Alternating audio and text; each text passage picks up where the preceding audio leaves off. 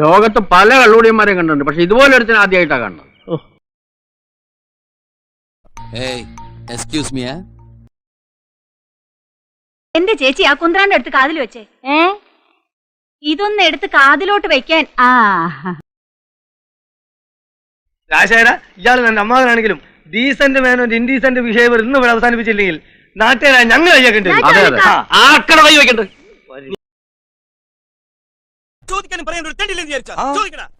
അല്ല, എന്താ നിങ്ങളുടെ ഉദ്ദേശം? ശബ്ദം കനപ്പിച്ച് പറയടാ. ശബ്ദം കനപ്പിച്ച് എന്താ നിങ്ങളുടെ ഉദ്ദേശം? പോരെ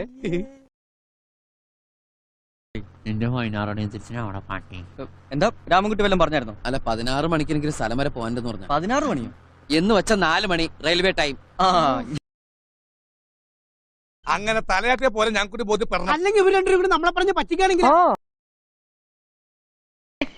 ലൈഫ് ഈസ് പ്ലാൻഡ് എൻജോയ് എന്നാണ്. നമുക്കൊന്നും